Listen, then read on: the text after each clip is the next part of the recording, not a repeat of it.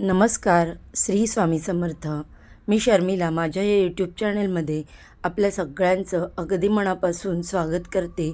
आजचा दिवस तुम्हाला खूप छान सुखाचा आणि समाधानाचा जावो ही स्वामी महाराजांच्या चरणी प्रार्थना करते आणि आपल्या नवीन व्हिडिओला सुरुवात करते. मार्गशीर्ष महिन्यातील महत्त्वाचा दिवस म्हणजे मार्गशीर्ष पौर्णिमा आणि याच दिवशी दत्त जयंतीसुद्धा साजरी केली जाते. दत्त जयंती 2025मध्ये गुरुवारी 4 डिसेंबर 2025 रोजी साजरी केली जाईल. हा दिवस मार्गशीर्ष पौर्णिमेचा असतो. तेव्हा भक्त दत्तात्रेयांची पूजा करतात आणि सायंकाळी दत्तांचा पाळणा हलवतात. यंदा दत्त जयंती ही गुरुवारी आलेली आहे आणि अत्यंत शुभ मानली जाते, कारण गुरुवार हा दत्तगुरूंच्या पूजेसाठी समर्पित आहे. मार्गशीर्ष पौर्णिमा तिथी ही 4 डिसेंबर 2025 रोजी सकाळी 8:38 सुरू होऊन 5 डिसेंबर 2025 रोजी सकाळी शुक्रवारी 4:44 पौर्णिमा असणार आहे. हा दिवस भगवान दत्तांचा जन्मदिवस म्हणून साजरा केला जातो. दत्तगुरू हे ब्रह्मा, विष्णू आणि महेश या 3 देवतांचे एकत्रित रूप मानले जाते. दत्तगुरू जयंतीच्या दिवशी दत्तांचे तत्त्व हे पृथ्वीवरती इतर कोणत्याही दिवसांपेक्षा 1000 पटींनी जास्त असते. असे म्हटले जाते की श्री दत्त जयंती साजरी केल्याने जीवनातील मुख्य समस्या सोडवता येतात आणि व्यक्तीच्या यशातील अडथळे दूर होतात. आपल्या सनातन धर्मात दत्त जयंती ही अत्यंत महत्त्वाची मानली जाते. या दिवशी भगवान दत्तांचा जन्म झाला असे मानले जाते. मार्गशीर्ष पौर्णिमेच्या दिवशी मृग नक्षत्रावर सायंकाळी दत्तांचा जन्म झाला आणि त्या दिवशी दत्तांचा जन्मोत्सव सर्व दत्त क्षेत्रांमध्ये साजरा केला जातो. असे मानले जाते की लोक त्या दिवशी व्रत करतात, त्या सर्वांच्या मनोकामना पूर्ण होतात, तसेच भगवान दत्तांचा आशीर्वाद देखील त्यांना प्राप्त होतो. या दिवशी दत्त मंदिरामध्ये आकर्षक सजावट करून पाळणा सजून मोठ्या उत्साहात भजन कीर्तन केले जाते. दत्त जयंतीनिमित्त श्री स्वामी समर्थांच्या मठात दत्त जयंतीनिमित्त 7 दिवसांचं सप्ताहसुद्धा होतो. इतकं महत्त्व या दत्त जयंतीला दिले जाते.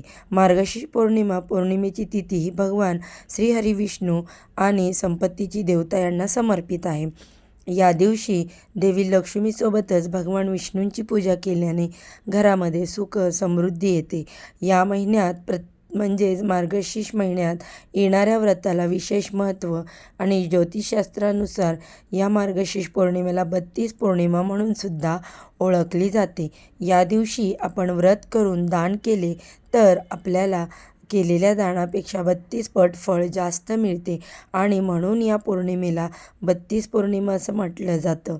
तसेच त्या दिवशी आपण दान केले तर भगवान विष्णू आणि माता लक्ष्मी यांचा आशीर्वाद प्राप्त होतो. मार्गशीर्ष पौर्णिमा ही वर्षातील शेवटची पौर्णिमा मानली जाते. या मार्गशीर्ष पौर्णिमेच्या दिवशी दत्त जयंती तसेच अन्नपूर्णा जयंतीसुद्धा साजरी केली जाते. त्यामुळे या मार्गशीर्ष पौर्णिमेला अनन्यसाधारण असं महत्त्व दिलं जातं. या मार्गशीर्ष पौर्णिमेला जर आपण व्रत करून काही उपाय जर केले तर आपल्या सर्व मनोकामना पूर्ण होतात आणि म्हणूनच या व्हिडिओमध्ये एक अतिशय प्रभावी असा उपाय आपण पाहणार आहोत. गुरुवारी 4 डिसेंबर रोजी मार्गशीर्ष पौर्णिमेच्या दिवशी फक्त सकाळीच इथे लावा एक दिवा. हा दिवा लावल्याने घरातील सर्व दोष, अडचणी, दारिद्र्य नष्ट होते. 100 पिढ्यांचे पितृदोष हा नष्ट होऊन घरात गरिबी संपेल, घरामध्ये अखंड लक्ष्मी नांदेल असा हा एक प्रभावी उपाय आजच्या या व्हिडिओमध्ये आपण पाहणार आहोत. त्यामुळे तुम्ही व्हिडिओ स्किप न करता शेवटपर्यंत नक्की पहा. चॅनलवरती पहिल्यांदा नवीन आला असाल तर व्हिडिओला लाईक करा आणि चॅनलला सबस्क्राईब करा. पहा, हा जो उपाय आहे तर हा उपाय आपल्याला गुरुवारी कोणत्या वेळेमध्ये करायचा आहे. तर जर तुम्हाला शक्य असेल तर हा दिवा तुम्ही सकाळी 9:30 वाजेपर्यंत लावण्याचा जास्तीत जास्त प्रयत्न करा, कारण ही जी वेळ असते तर ही अत्यंत शुभ मानली जाते. या वेळेला आपण हा दिवा लावला तर साक्षात लक्ष्मी आपल्यावरती प्रसन्न होते. जर तुम्हाला 9:30 वाजेपर्यंत हा दिवा लावणं शक्य नाही झालं तर तुम्ही अगदी सकाळपासून ते संध्याकाळपर्यंत केव्हाही हा दिवा लावू शकता. कारण पौर्णिमा ही तिथी गुरुवारी संपूर्ण दिवसभर आणि रात्रभर असणार आहे आणि आपल्याला पौर्णिमेच्या वेळेमध्येच हा उपाय करायचा आहे. तर हा कसा करायचा? यासाठी तुम्हाला पौर्णिमेच्या दिवशी सकाळी लवकर उठायचं. उठून तुम्हाला स्नान करायचं. स्नान करताना अंघोळीच्या पाण्यामध्ये आपल्याला थोडीशी हळद, त्याचबरोबर थोडंसं गाईचं कच्चं दूध आणि पांढरे तीळ टाकून स्नान करायचं आहे. कारण मार्गशीर्ष पौर्णिमेच्या दिवशी पवित्र गंगेवरती स्नान करायला खूप महत्त्व दिले जाते. या दिवशी पवित्र गंगेवरती स्नान केले तर आपल्या अनेक पुण्याची प्राप्ती होते. परंतु आता सर्वांनाच पवित्र गंगेवरती जाऊन स्नान करणं शक्य होत नाही. म्हणून घरच्या घरी तुम्ही या वस्तू टाकून स्नान करायचं, जेणेकरून तुम्हाला पवित्र गंगेवरती स्नान केल्याचं पुण्य प्राप्त होईल.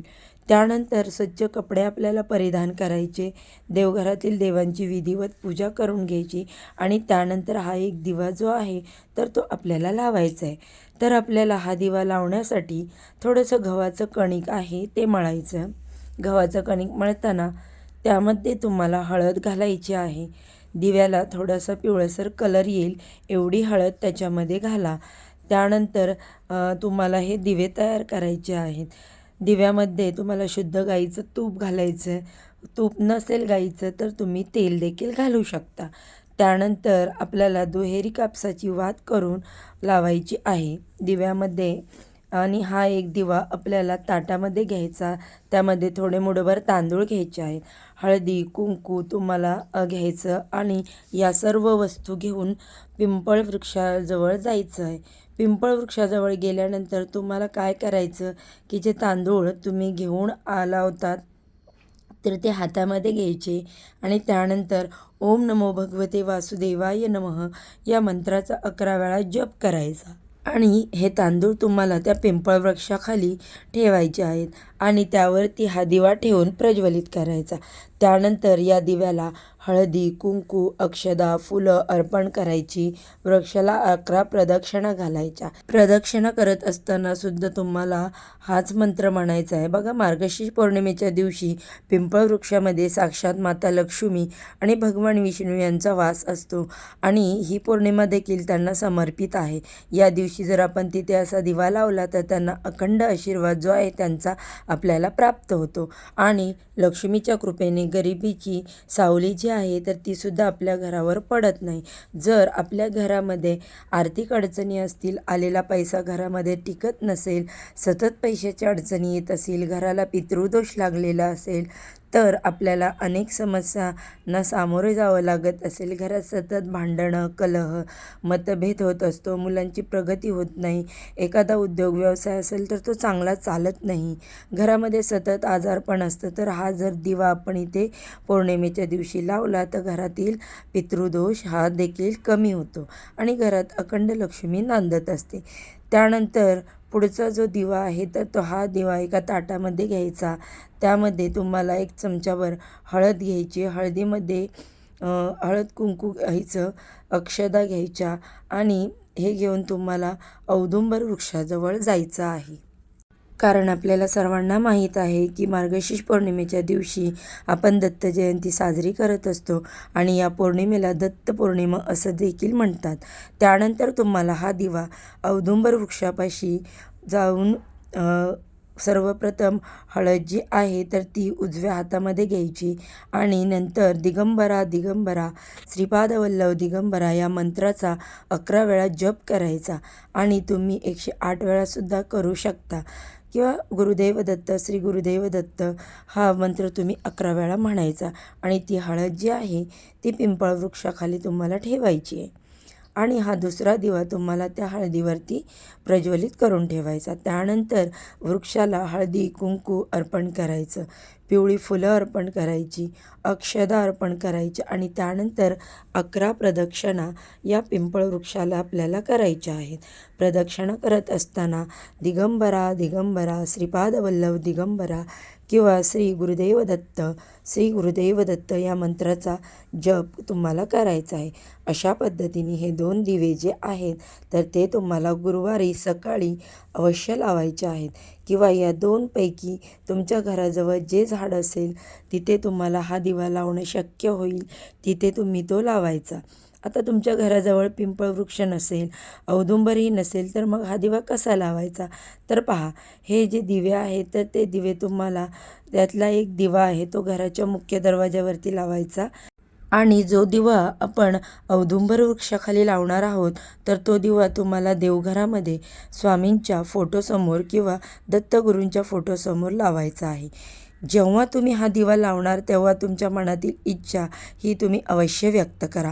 हा दिवा लावल्याने मनातील प्रत्येक इच्छा देखील पूर्ण होते. तसेच हा दिवस माता लक्ष्मीला समर्पितसुद्धा आहे. तर या दिवशी तुम्ही एक मातीचा दिवा म्हणजेच मातीची पणती घेऊन त्यामध्ये सुद्धा गाईचं तूप टाकायचं आहे आणि हा दिवा तुम्हाला प्रज्वलित करून तुमच्या घराच्या ईशान्य कोपऱ्यामध्ये ठेवायचा आहे. त्या दिव्याखाली तुम्हाला तांदळाचं आसन द्यायचं आहे. ईशान्य कोपऱ्यामध्ये हा एक दिवा नक्की लावायचा आहे. ईशान्य जी दिशा आहे ती भगवान विष्णू आणि माता लक्ष्मी यांची दिशा मानली जाते. त्यामुळे या दिशेला दिवा लावल्याने सुद्धा घरात सुख शांती ही नांदत असते. तर बघा, ही माहिती किंवा पूर्ण व्हिडिओ तुम्हाला कसा वाटला?